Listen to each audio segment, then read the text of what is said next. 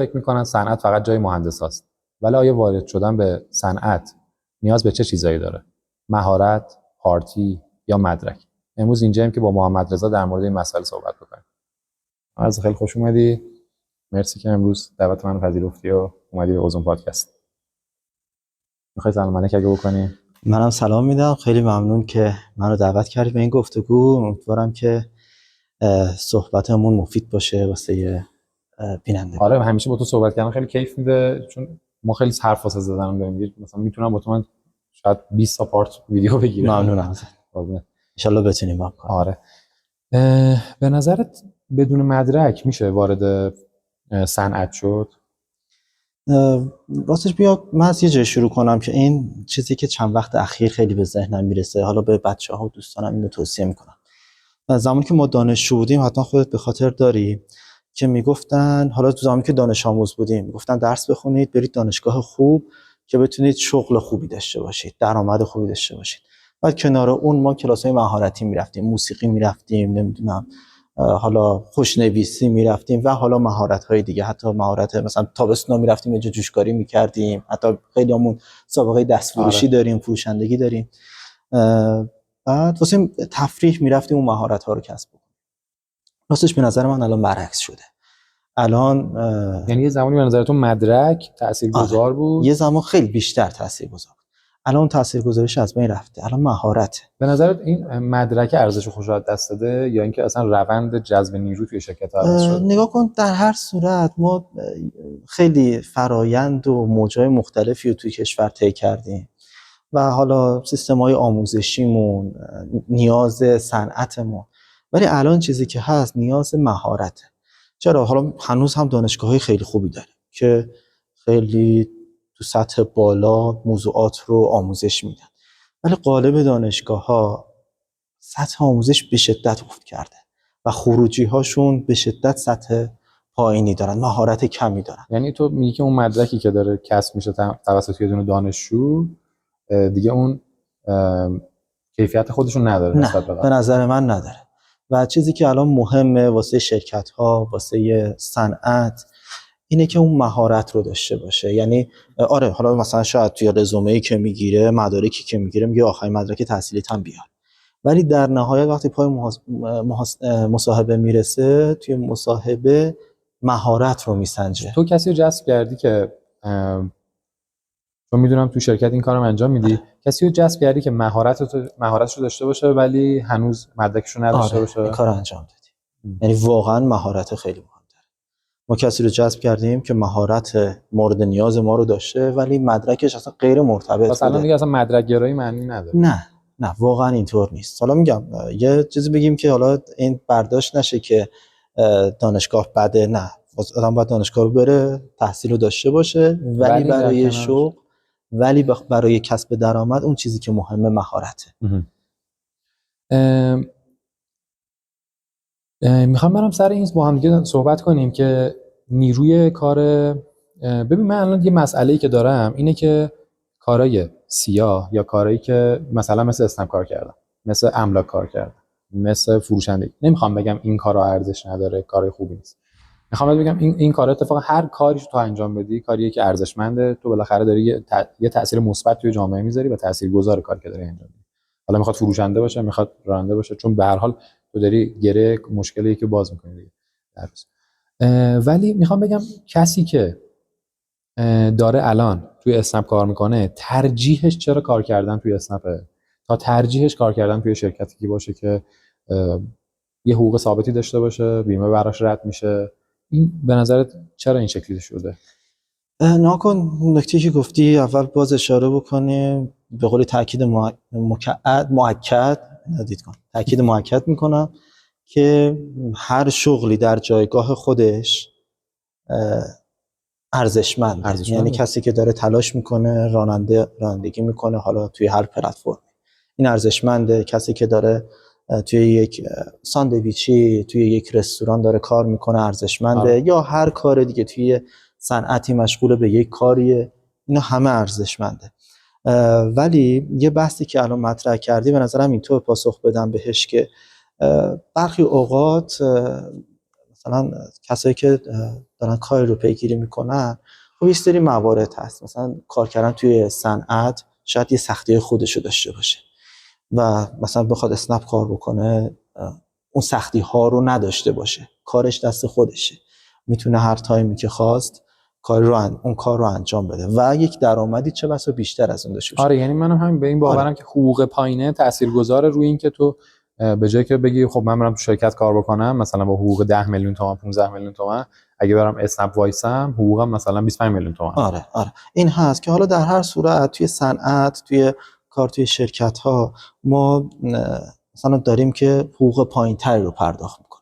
اونم حالا باز بسته به شرایط، چون حالا منم خودم یه شرکتی داریم که به عنوان کارفرما هستیم، چالش‌ها زیاده، نمیتونیم بگیم که، یعنی توی شرایطی هستیم در صورت پیش اومده واسمون دیگه، پارامترهای خیلی زیادی هم داره پیش اومده و حالا برخی هم حالا کارفرماها نگرششون متفاوته، حالا تسکایی رو، کارهایی رو از نیروهاشون میخوان که اصلا خارج از چه بسا عرف باشه، خارج از اون قراردادشون باشه و حالا یه سختگیریایی انجام میده. این باعث میشه که جوونا برن بیشتر به سمت کاری که فقط به عنوان من حقوقش باز میگم دو طرفه میبینم، هم حالا برخی جاها کارفرما حق داره، برخی جاها کارفرمای خودش دیدیم دیگه، ما الان داریم کار میکنیم، این هر دو این گزینه نمیتونیم 100% بگیم این مشکله 100% اون مشکل، خیلی بستگی به شرایط تو داره. نسل زد بیشتر دیده میشه، نه تو نسل زد بیشتر دیده میشه. مثلا ما برخی از کارخونه ها میریم برای حالا اونا به عنوان کارفرمان و ما پیمانکارشون، مثلا میگی که این نسل جدیدی که اومده، حالا دهه‌های اواخر 70 یا دهه 80 ان، اینها زیر بار خیلی از کارها نمیرن. حالا در صورت اینطوری این ترجیح میده که اون کار، چون کار صنعتی برخی خود خیلی سخت میشه، مثلا تو پای کوره باید باشی، تو در شرایط سخت باید واسه کار کنی، خب در هر صورت این رو بر نمیتابه که تو انجام یعنی بده. فکر میکنی که نسل جدید کار سخت رو نمیخواد که انجام بده، یا این که نمیخواد با اون حقوق انجام بده؟ هر دو، من 0 و 100 نمیبینم، هر دو رو میبینم. هم فکر میکنه که کار، چون یکم داره تحمل میکنه، فکر میکنه، آشناس به خیلی از حالا فرآیندهایی که تو جامعه داره پیش میره، پلتفرمایی که به وجود اومدن و میتونه از اون پلتفرم‌ها پول در بیاره، اونها رو میبینه با خودش دو تا چهار تا میکنه، میگه من این کار ساده‌تر انجام میدم. عقلانی هم هست، هر کسی همین فکر رو میکنه، این فکر خوبیه، یه کاری رو انتخاب بکنه که ساده‌تره، در عینش درآمد بیشتری داره. داشته. آخه منم از این زاویه بهش نگاه میکنم، خب باشه ما بالاخره تو شرکت کسی رو نیاز داریم که بیاد اون کار رو انجام بده، ما تراشکار نیاز داریم به هر حال. ما کسی رو نیاز داریم که تکنسین مثلا کوره باشه، بیاد پای کوره وایسه به قول تو. من اینجوری حس میکنم که اون آدم نمیاد فکر کنه که بگه خب من برم اگه مثلا تو اسنپ کار بکنم حقوق بیشتری میگیرم. اینجوری فکر میکنه، میگه من دارم پای کوره وای میستم، با موقعی که تو ماشین میشینم حقوق کمتری دارم. آره دیگه، فقط واسه من بیمه رد میشه. یعنی من امروز مثلا سال جدید که داشت میومد و حقوقا رو داشتن اعلام میکردن و کسی بود که داشت کارگران مثلا داشت دفاع میکرد، داشتم ویدیوشو ترند شده بود داشتم نگاه میکردم و اینجوری بود که میگم آقا چرا فکر میکنی یه دونه جوون میاد با حقوق 12 میلیون تومان، حقوق 10 میلیون تومان تو شرکت تو کار میکنه، 8 صبح میاد 5 غروب میره، حقوقش 2 ماه هم دیر میفته، عقب میفته، تازه بیمه‌ش هم 1 ماه رد نمیشه. میبینی الان تو بخوای دنبال کار بگردی، بیمه و حقوق سر وقت جزو مزایاست، یعنی توی مزایا قرار میگیره. یعنی انقدر اوضاع شرکت‌ها بعضی وقتا خرابه، انقدر اهمیت کمی میدن به کارگرشون که اینو الان جزو مزایا شده مثلا توی پلتفرم کاریابی. خب من حس میکنم اینه که آدم یارو دلسرد میشه نسبت به کاری که میخواد انجام بده. من میگم هر دو طرف هست، یعنی هم خود کارفرماست، برخی اوقات چالش ما شرکتی رو دیدیم که فوق العاده خوب داره حمایت میکنه از کارگراش، مزایای خوبی داره. من خودم سابقه کار توی واحدهای صنعتی رو داشتم، یک کارخونه بود که فوق العاده امکانات خوبی داشت. بعد کارگر از اون در میاد، کارمند از اون خب من همین حرفم دیگه میگم، کسی که در میاد اینا رو نداره تو شرکت. حالا از اون برم داریم، مثلا باز داشتم کاری که مثلا اونجا من یک کارخونه رفتیم، اون کارفرما یه صبح رفتیم یه جلسه باش داشتیم، به شدت از دست نیروی انسانیش عصبانی بود. این قضیه 2 سال پیشه، تابستون 2 سال پیش. ازش پرسیدیم که چطور شده و فلان و اینا، گفتش که شیفت قبل و شیفت الان ما مثلا 3-4 ساعت بود از شیفت اون روزشون گذشته بود. گفت تو این دو تا شیفت پشت سر هم یادم نیست، گفت حدود 200 تومن 300 تومن به من ضربه زدن. 200 میلیون تومان. آره. دو تا حواسش نبوده سر خط، یک کاری رو انجام بده، این باعث شده بوده که یه مقداری از محصول تو خط از بین بره. این نشونه چه؟ این نشونه اونه که اون فردی که داره اونجا کار میکنه اون تمرکز لازم رو نداره. خب باشه، ولی تو همه کار خطای انسانی وجود داره. خب نکات خطای انسانی یک بار دو بار وقت کارفرما رو دیگه شاکی میکنه. آره. خب شاید آموزشی لازم بهش داده نشده، شاید به حدی که باید آموزش میده آموزش نده. یعنی تو تمام تقصیر رو میذاری گردن کارگر؟ نه من برعکس دارم میگم. من میگم نه تمام تقصیر کارفرماست، نه تمام تقصیر کارگر. در موردهای متفاوت اگر در ناکنه می‌بینیم این مورد نیروی انسانی تقصیر کار بوده، در این مورد کارفرما مثلا کارفرمای خوبی نبوده که باعث شده این نیرو خارج بشه. و خب خودم میگه که نه، اصلا این نیروی انسانی، نیروی کار یه صدمه بزرگی بهش زده. یعنی من میخوام نکن برخی اوقات ما اینطور به قضیه نگاه نکنیم. خود ما این بحث هم قبلا با هم داشتیم که اولین گام برای هر پیشرفتی خودشناسیه. یعنی هر فردی که داره وارد بازار کار میشه اول بیاد خودش رو بشناسه، نقاط ضعف، نقاط قوت، روحیات، اینهای خودش رو بشناسه، بعد خودش رو ارتقا بده. یعنی اون فردی که اومده جذب یک نیروی کارخونه شده، حالا میبینه کارفرماش این کارفرما مناسبی نیست، داره در حقش ظلم میکنه، خب سریع خارج میشه، میره توی فضای دیگه کاری، اصلا یک کسب و کار دیگه واسه خودش استارت میزنه و با این نگرش که خودم رو ارتقا بدم. یعنی از اون شغل سیاه بیام وارد یک فرآیند کارمندی بشم برای مجبوره. میدونی بعضی وقتا این شکلیه که تو مجبوری توی فرآیندی قرار گرفتی که مجبوری ادامهش بدی. یعنی توی فضای سمی قرار گرفتی، مطمئنا این اتفاق برای تو هم افتاده. توی فضای سمی قرار گرفتی و تو اتفاق حالا برات نیفته توی جلسه‌ای باشه که ببینی اون جلسه سمیه و واسه تو هیچ آورده‌ای نداره و مجبور بشی اون جلسه رو ادامه بدی. مطمئنا این قضیه بوده. ولی میدونی چیه؟ اینه که چی؟ مثلا ما فردی رو داشتیم که دیدیم آره از این فرد ما نمیتونیم حالا تعاملی باهاش داشته باشیم تو حوزه کسب و کار. بعد دیگه فرد قابل احترامی هم بوده، در حفظ احترام دیگه باش کار نکردیم. این میگم بحث اون نگرش هست دیگه. میبینه مثلا یک فردی هستش که توی یک موقعیتی داره کار میکنه، میبینه که آره من اینجا دیگه نمیتونم کار بکنم، از اون کار اکسیت میکنه، میاد بیرون، میره تو موقعیت دیگه، تو این موقعیت دیگه سعی میکنه مهارت خودش رو ببره بالا، شبکه سازی خودش رو قوی تر بکنه، بره دنبال لول های بالاتر، میگم خودش رو ارتقا بده. یعنی تمام تمرکز ما این باشه که خودمون رو ارتقا بدیم تو موقعیت شغلیمون. ولی خب هر کسی هم نمیتونه یک کسب و کار خودش رو داشته باشه نه یعنی آره بالاخره ما برخی اوقات باید کاری بکنیم که کارمند خیلی خوب باشه. آره کارمند خیلی خوبی باشیم و تاثیرگذار باشیم. میتونیم این کارو بکنیم. ولی خب نمیتونیم هیچ کدوم از این چالش ها رو به صفر برسونیم. دقیقاً. یعنی اون کارفرمای بده همیشه هست، نمیتونم تغییرش بدم. به نظرت فرآیند چون شما دارید تو فعالیت اتوماسیون انجام میدید، به نظرت فرآیند اتوماسیون شدن و وارد شدن، حالا تو ایران کمتر وارد شدن ربات‌ها به خط تولید و خط شرکت‌ها، اون خودش باعث نشده که کارگر یه ذره سردتر بشه نسبت به کار کردن توی شرکت؟ ناکن یا کمک کننده بوده؟ این موضوع خیلی قابل بحثه. ما یه زمانی خب گفته میشد که یه ذره بلندتر صحبت کن، من همین میزو میارم جلو، من دیگه سوالمو نمیپرسم، تو ادامه اونو بده. باشه. چون میخوام لپتاپ رو بالا پایین کنم اسکرول کنم، بعد خم شم برم جلو. تو چیکار؟ ادامه صحبت تو بگو. بریم. بفرمایید. این یه نکته خیلی نکته مهم و قابل بحثیه و چند وقت اخیرم خیلی به قولی ترند شده و همه در موردش صحبت میکنن.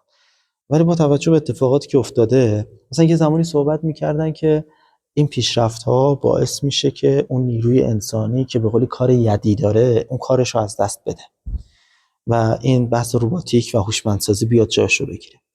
ولی تو چند سال اخیر میبینیم که این هوش مصنوعی اومده داره تنه میزنه به تنه اون افرادی که متخصصن. یعنی ما یه زمان میگفتیم که اون بدنه کارگری رو داره از بین میبره و جایگزین اونها میشه، انسان میره در جایگاه تفکر قرار میگیره. ولی الان میبینیم که داره میاد تو اون جایگاه تفکر هم حتی قرار بگیره. ولی فعلا نه به عنوان فرد متخصص، بلکه به عنوان دستیار فرد متخصص. یعنی فرد متخصص فعلا میاد از این ابزارهای موجود مشورت میگیره به خاطر اینکه بتونه کار بهتری رو پیش ببره. ولی از چند سال آینده خبری نداریم، نمیدونیم به کدوم سمت میره. ولی حالا تحلیل دیگه مطمئنا تاثیر میذاره. ما الان به نظرم تو آستانه ورود به دورانی از زندگی بشریتیم که خیلی متفاوته با گذشته. آره، شغل هممون متاثر میشه از این قضیه. شاید نه اون تأثیری که برخی اوقات توی شبکه‌های اجتماعی میبینیم، ولی این اتفاق میفته. شغلمون تاثیر میذاره و کاری که میخوایم میکنیم همون بحث ارتقا است، همون نگرش است. بعد مثلا ناکن یه زمانی بود که انسان‌ها اصلا یه مشاغل دیگه‌ای داشتن، مثلا برای رفت و آمدشون از یک وسیله‌های نقلیه خیلی به نظر ما عجیب غریب استفاده میکردن، ولی اومد این وسیله نقلیه عوض شد. یا ما توی جلسه بودیم دولتی بودن، بعد ما حالا چون تو حوزه هوش مصنوعی فعالیت میکنیم یه صحبتی شد در این زمینه. این قضیه واسه حدود 3 سال پیشه، 3 سال 4 سال پیش. گفتش که نه این بحث هوش مصنوعی مثلا بحثیه که حالا اتفاق نمیفته و اینها. من گفتم آیه فلانی نگاه کن، من حالا سنم شاید قد نده ولی بانکداری در دهه 70 شمسی چه شکلی بود؟ چه شکلی میرفتید کار اداری و بانکیتون انجام دادید؟ الان چه شکلیه؟ در عرض این 30 سال چه اتفاقی افتاده و با چه سرعتی؟ اصلا نکن واقعا الان واسه خودمون بیایم یه ریویویی بکنیم و واسه بچه‌ها که سنشون از ما کمتر توضیح بدیم که مثلا ما میرفتیم، پدرای ما بیان بگن ما میرفتیم بانک اینطوری انجام میدادیم، فیش حقوقیمون رو، فیشامون رو، فیش قبضمون رو اینطوری میرفتیم بانک پرداخت می‌کردیم. دقیقاً الان چه تغییری کرده؟ این تغییر به وسیله هوش مصنوعی با سرعت زیادتر توی کسب و کارهای ما اتفاق میفته. ما در هر صورت در هر جایگاه شغلی که هستیم باید خودمون رو به روز نگه داریم، چون تغییر میکنه، ناگزیرم. نقش دولت رو توی این داستان که رفاه کارگر بیشتر باشه چجوری می‌بینی؟ یعنی به نظر دولت داره مسیر درستی رو میره یا اینکه من فکر می‌کنم داره مسیر اشتباهی رو میره؟ چون حداقل وقتی من یه کارگری رو می‌بینم که میگه من بیمه‌مو نمی‌خوام، هزینه بیمه رو من پرداخت کنید روی حقوقم، مثلا حقوقم اگه 10 تومانه و من 14 تومان بدین، من اسم می‌کنم یه جای کارو داره اشتباه میره. نکن در هر صورت ما قانونگذار نیستیم. قانونگذار و مجریش که دولته میاد یه سری تصمیماتی رو میگیره و من به عنوان کارفرما مجبورم اون رو اجرا بکنم. خب این حالا نیاز اونا هم در اصل یه بدنه کارشناسی دارن، یه تصمیماتی میگیرن. فکر نمی‌کنی تصمیمی که گرفته به نفع توه؟ حالا نکن برخی اوقات به نفع کارفرماست. نکن الان وقت تو شرایطی قرار گرفتیم، ما یه جایی بودیم یه بحثی شد، حالا شاید زمانمون اجازه نده، یه بحثی شد، یه 2 تا 4 تایی کردن و دیدن همه دارن ضرر میکنن. یعنی شرایطمون داره به سمتی میره که نیروی کار داره ضرر میکنه، کارفرما داره ضرر میکنه، همون اداره بیمه تامین اجتماعی میگه من دارم ضرر میکنم، اداره مالیات میگه من مالیات دارم کم میگیرم، همه دارن میگن ما داریم ضرر میکنیم. اینطور ولی آیا واقعا دارن ضرر میکنن؟ ولی حالا میدونی، حالا یه بحث دیگه رو میخوام بگم که یه فردی بود، من سالها پیش دوره دانشجویی تو کارگاه شرکت کردم، داشت آموزش میداد تو حوزه کسب و کار و اینا بود. میگفت دولت ها مثل خرس میمونن، حتی دوستیشون دوستی خال خرس است. یعنی کافیه یک پشه بیاد تو پیشونی تو بشینه، این میگه خب من چون دوستته دیگه، میگه این پشه رو چطوری رد بکنم، یه سنگ بزرگ برمی داره میزنه تو سر. آره، یعنی دوستیشون هم دوستی خال خرس است. و میگفت تا میتونید از دولت ها دوری بکنید. حالا اون بحث چیز دیگه بود. حالا در صورت دولت دیگه یه تصمیماتی رو میگیره، برخی اوقات مثلا میام تو بحث حالا بیمه ای یک سری اجبارهایی هست که انجام بشه. پذیرشش به این معنی نیست که ما با این موافقیم. خب مثلا چیکار بکنیم؟ قبول نکنیم. مثلا میگه من مشاور دولت نیستم، نمیدونم بعد چیکار بکنیم. خب مثلا که قانونه، ولی دارم مشکل رو میبینم و بهش اشاره میکنم. آره خب مثلا قانونه، مثلا قانون توزیع کارفرمایی تو بحث بیمه. مسئله اینجاست که همیشه قانون درست نیست دیگه. خب قانون یعنی میتونه اشتباه باشه. نکن من به عنوان کارفرما یه کارگاهی دارم که واسه این کارگاه هم بنا به اجبار و واقعا هم چه بسا فرایند درستی باشه، من چه بسا که نه حتما درسته این فرایند، من باید برم یه کد کارگاه بگیرم، افرادی که دفتر من کار میکنن بیارم تو لیست بیمه، واسه شون بیمه رد بکنم که بتونن از اون مزایای بیمه استفاده بکنن. این کاملا درسته. ولی بیمه رد نکنی هیچ اتفاقی نمیفته. اگه 6 ماه بیمه رد نکنی هیچ اتفاقی نمیفته. در هر صورت الان میفته عقب فقط دیگه. یعنی کارگر تو 6 ماه از مزایای بیمه که واقعا هم مزایا نمیشه اسمشو گذاشت، آره. مثلا میری ویزیت میشی 2000 تومان به تخفیف میده، آره توی 6 ماه بی بهره است و هیچ اتفاقی هم نمیتونه بیفته. اگه از تو شکایت بکنه از کارش اخراج نکن میشه. الان یه قانون کاری داریم. خب این قانون کار به درست یا غلط این گفته شده، من به عنوان کارفرما موظفم این قانون رو اجرا بکنم. اگه اجرا نکنی چه اتفاقی میفته؟ جریمه میشه. خب جریمه‌شو میدی. جریمه سنگینه عزیزم. یعنی من دارم میبینم که این اتفاق نمیفته دیگه. کسی هست که مثلا 6 ماه 1 سال بیمه کارگرش رو رد نمیکنه و بعد از 6 ماه تازه رد آره میکنه. میگم بحث متفاوت داره. نکن در هر صورت من به عنوان کارفرما نسبت به کارمندم یک وظیفه قانونی دارم. اون وظیفه قانونی رو دقیقاً انجام میدم و خودم رو درگیر خروج از این قواعد نمی کنم. چرا؟ چون بحث جریمه‌ای داره. من بحث مالیات میشه، حسابدار داریم، دقیقاً سعی میکنیم که چیزی که حالا قانون وظیفه‌مونه بحث مالیمون رو پیگیری بکنیم. بحث بیمه‌ای داریم، تمام افرادی که تو کارگاه داریم بیمه میکنیم، بیمه‌شون رو سر موقع پرداخت میکنیم و بحث حقوقیشون رو بنا به مثلا قانون کاری که هست پرداختی‌ها رو داریم. نکن من وظیفه‌م اینه که اینو انجام بدم. حالا مثلا یه سری ایراداتی هست اون نکن من تو شرایط سخت فعلی فقط دغدغه‌م اینه که بتونم کار بکنم، درآمدی داشته باشم، هزینه هام رو پرداخت بکنم، سودی ببرم و کارم رو پیش ببرم. اینی که بخوام تلاش بکنم واسه تأخیر قانون، این یه کاریه که دیگه واقعا نه من این انتظار از تو ندارم. این انتظار رو من از کسی دارم که داره کار میکنه. آره.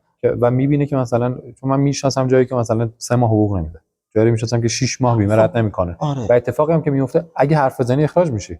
آره. میدونی به نظرم این کار درستی نیست. کار به نظر که اصلا 100% کار درستی نیست، مطمئنا کار درستی نیست. که نکن در هر صورت اون فرد داره پیش تو کار میکنه و حتما باید اون بحث بیمهش در نظر، چون نکن بیمه درسته یک بخشش اون بیمه درمانیه، اون بحثای درمانیه که حالا ما میدونیم خود اون بیمه تامین اجتماعی مثلا حالا یا اسمش شاید نبریم بهتر باشه، بیمه چه مزایایی واسه بحث درمانی. یه دونه سابقه کاره، سابقه کارم خیلی مهمه. تو وقتی که داری پیش من کار میکنی من باید این بیمه رو پرداخت کنم که جزء سابقه کار تو. آره میدونم خیلیا تو لیست بیمهشون نمیارن یا بحث حقوق مطرح میشه، حقوق با مینیمم ترین حقوقی آره که میشه، مینیمم حقوق. ولی حالا داستانی که داره حالا اینه که ما خیلی دیدیم که این اتفاق هم واسهشون میفته. واقعا بیمه تامین اجتماعی اتفاقی بیفته واقعا طرف کارگره. آره. این حمایتی رو داره، یعنی وقتی که شکایتی مطرح میشه حق با کارگره. حالا کارفرما باید بیاد سند ارائه بکنه. این اتفاق خوبه. این اتفاق حتی میگم ما خودمون تمام قواعد رو سعی میکنیم حفظ بکنیم که حالا حقوقی رو ضایع نکنیم از فردی که داره پیشمون کار میکنه. ببین یه دولت میاد یه حقوقی رو تعریف میکنه، میگه مثلا توی سال جدید حقوق کارگر مینیمم باید این باشه. خب ولی وقتی تو میدونی که خط فقر مثلا 40% 50% از اون چیزی که تعریف شده بالاتره، اون موقع نگاه تو چیه؟ میدونی تو میتونی از نگاه قانون بگی که خب قانون اینه و من میتونم انقدر پرداخت بکنم، ولی پیش خودت چی؟ مثلا نمیگی اون کسی که من دارم این حقوقی رو بهش میدم، همچین حقوقی رو دارم بهش میدم، آیا واقعا با این حقوق میتونه زندگی بکنه؟ نمیتونه زندگی بکنه؟ ناکن واقعا همین بحثم هست که حالا کسب و کاری که ما داریم کسب و کار تازه تأسیس و کوچیکیه، خیلی هم کوچیک نیست، من دیدم که آره. ولی اینکه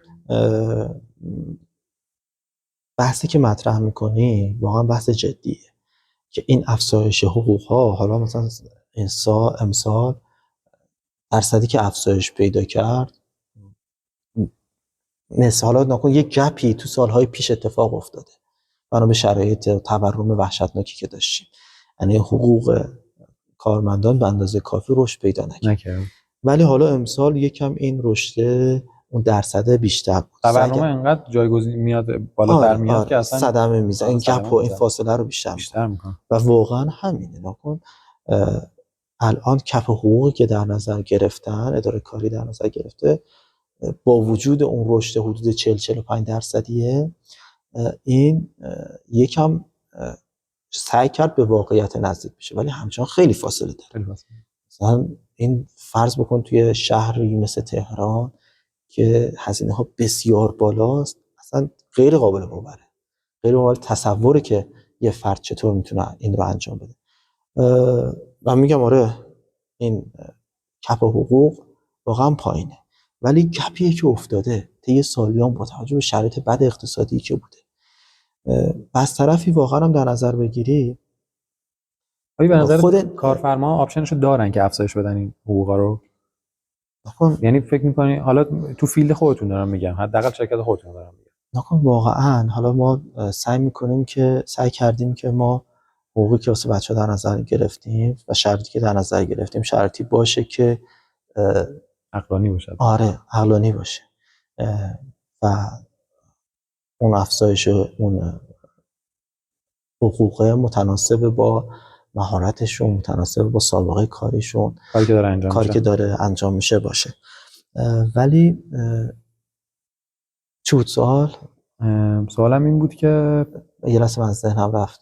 گفتم تو در جایگاه کارفرما امکان اینو داری که از کف حقوقی تعریف شده؟ نکن واقعا شرایط کار واسه کارفرماها بسیار سخت شده. نکن الان کارفرماها، حالا مثلا اونایی که کار صنعتی میکنن، با قطعی برق وحشتناک رو برون. یه شهرک صنعتی که حالا ما اونجا مشتری داریم 2 روز در هفته برق نیست. وقتی که برق نباشه یعنی تولید نیست. وقتی که تولید نباشه یعنی فروشی رو نداره. فروشی رو نداشته باشه درآمدی رو نداره. و این از سودش. نکن کارفرمام که بدون سود خودشه. مطمئنا شرایط فعلی خیلی صدمه زده به سود و درآمد کارفرما. و ما یک فردی داریم، یک کارخونه‌ای داریم که حالا کارخونه خوبی هم هست. باشه قراردادی داریم سر تولید یه محصولی. این اومده بود دفتر ما صحبت میکرد، میگفت ما سال 403 اون ساعت‌های برق رو بذاریم کنار، فکر میکنم گفت جمع بکنیم کل 365 روز سال رو، اون 90 روز برق نداشت، 90 روز تعطیل بودیم، یعنی 3 ماه تعطیل، یعنی 1/4 سال رو از دست داده. دقیقاً. نکن اون هم داره صدمه میبینه. آره ولی خب من بیشتر دوست دارم از دیدگاه کارگر به این قضیه نگاه بکنم دیگه، چون یعنی از تو هم به عنوان یه دونه کارفرما میخوام حداقل پایان صحبتمون هم باشه این سوالو بپرسم، تو به عنوان یک کارفرما به کسی که داره توی دانشگاه درس میخونه یا فارغ التحصیل شده چه جوری میخوای مجابش بکنی که بیاد تو این صنعت فعالیت بکنه، به جای اینکه بره کارهای دیگه انجام بده، به جایی که بره تو کافه کار بکنه، به جایی که بره تو اسنپ کار بکنه؟ نکن مطمئنا حقوق و مزایا میتونه اهمیت داشته باشه. اهمیت که نه اهمیت اصلی، حقوق و مزایایی که در اختیار نیروی کارت قرار میدی و این متناسب با مهارت فرده و این رو با این شرایط من میتونم قانع کنم. مثلا من نیرویی داشتیم که به خاطر اینکه تو دفتر ما تو شرایط کاری ما بمونه واسش امتیازاتی در نظر گرفتیم، سعی کردیم حالا حمایت هایی رو ازش داشته باشیم، وقتی یه شرایط خاصی رو داره باهاش تعامل بکنیم و اینکه تا بتونیم حفظش بکنیم، چون واقعا نیروی کار با مهارت بسیار اهمیت داره تو شرایط فعلی. باز کسب و کار ما طوریه که چون تو حوزه آیتی کار دفتریه شرایط سخت کاری رو نداریم. برخی شرایط سخت کاری رو داره، یعنی همونطور که گفتم پای کوره است، پای دستگاه بسیار پرخطره، با سر صدای زیاد، با حالا دمای بسیار بالا یا برخی اوقات دمای خیلی پایین. اونا حالا نمیدونم چطور میتونن نیرو رو جذب کنن، ولی ما سعی میکنیم که با شرایطی که دارن خودمون رو همراه بکنیم، بتونیم رضایتش رو جلب بکنیم که تو دفتر ما بمونه، شرایط دفتر رو شرایطی به وجود بیاریم که احساس آرامش بکنه تو این دفتر، احساس صمیمیت بکنه و بتونه با ما همراه باشه. چون واقعا حالا نکته‌ای که هست همین اون مهارت هست، اون مهارت خیلی مهمه. یعنی من میبینم فردی که این مهارت رو داره سعی میکنم این رو حفظ بکنم. یکی از نیروهای ما شرایط زندگیش به سمتی رفته که میخوان از حالا شهری که ما هستیم مهاجرت بکنه بنا به شرایط خانوادگیش. خیلی سعی کردم که بمونه و راضیش بکنیم که بمونه، خودش هم دوست داشت بمونه، ولی در هر صورت شرایطی که پیش اومده و باید مهاجرت بکنن و برن به یک شهر دیگه، خودش هم خیلی ناراحت شد که چرا داره میره. ما هم سعی کردیم شرایط رو فراهم بکنیم که بمونه ولی خب نشد و این فرد رفت. میگم یعنی اتفاقات متفاوتی میتونه بیفته واسه یک فرد آره. که در هر صورت چون یک مهارت خاصی رو داره و ارزشمند داشتن اون فرد، سعی میکنی که حفظش بکنی. من دیدگاهم اینجوری که اگه دانشجو یا حالا کسی که داره توی کاری که میکنه، فیلدی که داره کاری انجام میده توی اون فیلد خاصش، به نظرم کاریو انجام بده که توش خوشحاله. چون مطمئنا تو اگه کاریو انجام بدی که توش خوشحالی، جواب میگیری ازش. یعنی تو اگه به فلافل فروشی هم علاقه داشته باشی، میشی بهترین فلافل فروش شهرتون. از این دید شاید نگاه بکنه، بتونه اون چون میدونم شرایط شروع خیلی سخته، حقوقا خیلی پایینه، مزایا خیلی پایینه، پس میکنم اونجوری شاید قابل تحمل تر باشه. آره نکن یه چیزی یادم اومد اینم بگم. من یه دوستی داشتم دوره دبیرستان، دوره پیش دانشگاهی، بسیار علاقه‌مند بود به مینیبوس، عاشق مینیبوس بود و راننده مینیبوسی. الان حدود شاید 15 سال از اون موقع میگذره، این راننده مینیبوسه. الان عکسای مثلا شبکه اجتماعی نشون بدیم، همش مینیبوسه. یعنی واقعا هم رفت اون فیلد، شاید میتونست کارهای دیگه انجام بده ولی رفت راننده مینیبوس شد. الان سال‌هاست این کار داره انجام میده و واقعا راضی و خوشحاله و داره کار میکنه تو این زمینه. این اپیزود به نظرم به جنبندی بخوام برسم، فهمیدیم که مدرک همیشه نجات نمیده، تکنولوژی همیشه جایگزین نیروی کار انسانی نمیشه و کار رسمی همیشه هم امن نیستن برامون. به نظرم این جنبندی که بود مرسی. برای حرف آخر اگه چیزی داری خیلی خوشحال میشم. آره نکاتی که گفتی دقیقه و مهمترینش هم مهارت خیلی مهمه. حالا این مهارت میتونه تو حوزه‌های مختلف باشه. من کسی رو میشناسم که مهارت داره تو حوزه موسیقی، این الان کلی داره کسب درآمد میکنه، رفته رشتهش مکانیکه، رشته دانشگاهیش مکانیک بوده ولی بنا به علاقهش رفت موسیقی یاد گرفت و الان یه خیلی از برنامه‌های تو حوزه نوجوان هم کار میکنه. تو حوزه نوجوان برنامه‌ای که موسیقیشون ساخته میشه این داره کار میکنه و حالا تو بخش‌های مختلف. یعنی مهارت مهمه، حتی میتونه بسیار متفاوت با رشته تحصیلی باشه. خیلی خوشحال شدم از همصحبتی باهات، واقعا لذت بردم مثل همیشه. ممنون مرسی که ممنون اومدی. دعوت کردی. قربونت بشم. خداحافظ. خداحافظ.